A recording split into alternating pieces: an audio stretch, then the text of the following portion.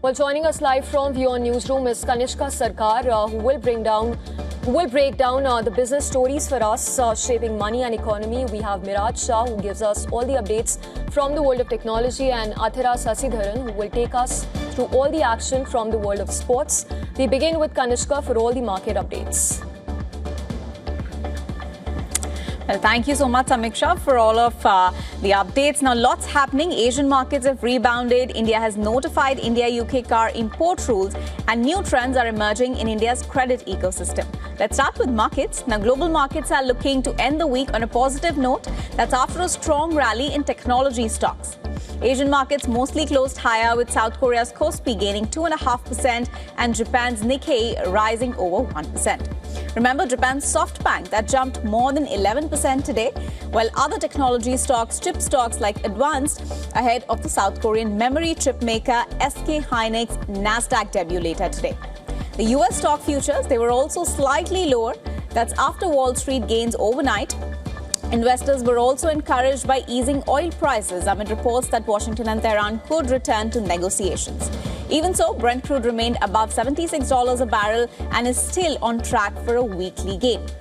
Next up, tensions in West Asia continue, and that's what is weighing on oil prices. However, in India, Sensex and Nifty were both up nearly 1% today, mostly driven by healthcare and pharma stocks.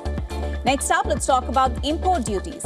India has announced the import rules for British cars under the India-UK trade agreement. Now, these come into effect on July 15th, and under the deal, up to 20,000 petrol and diesel cars from the UK can be imported each year at a lower duty of 30 to 50%. This compares to the current duty of 110%. This quota will gradually increase over the coming years. And so those are some of the duties that have come in. Import duties will fall further in the coming years. Concessions for electric and hybrid vehicles, they will begin from the 6th year of the agreement, giving Indian manufacturers more time to prepare. So that's about the import duties. But moving on to the credit ecosystem, a TransUnion CIBIL report shows that Gen Z is adopting credit cards much earlier than previous generations. Nearly 28% of young card holders spend more than 25,000 rupees within 3 months of getting their first card. And in fact, 1 in 2 takes a second credit card within a year. India's credit card market has also expanded very rapidly. The number of users has grown from 1.4 crore to 5.2 crore over the past decade, while outstanding balances have increased nearly 8-fold.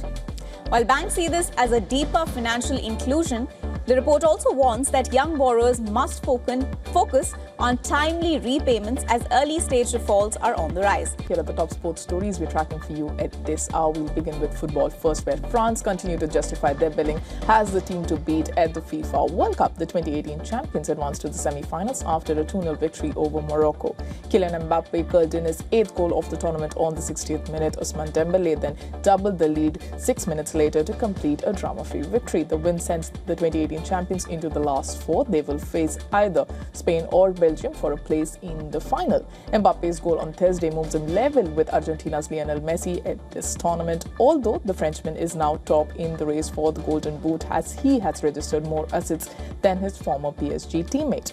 The goal also saw Mbappe etch his name in the history books. He became the first player to score 8 goals in multiple FIFA World Cup edition.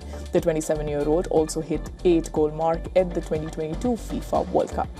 Staying with World Cup, and New England defender Gerald Kwanzaa has been given a 2-match ban for his red card against Mexico. This means that he will miss the team's Saturday's quarterfinal against Norway. Kwanzaa was shown a red card in the 54th minute of Sunday's 3-2 victory after a high challenge on Garaldo. He will now not only miss the quarterfinals but also a potential semi-finals against Argentina or Switzerland. But the 23-year-old will be able to play in the final if England manages to qualify in New Jersey on 19 July. Lastly, in tennis, there will be an all-Czech final for the first time in a Grand Slam. Caroline Muchova and Linda Noskova will fight it out for the Wimbledon title on Saturday.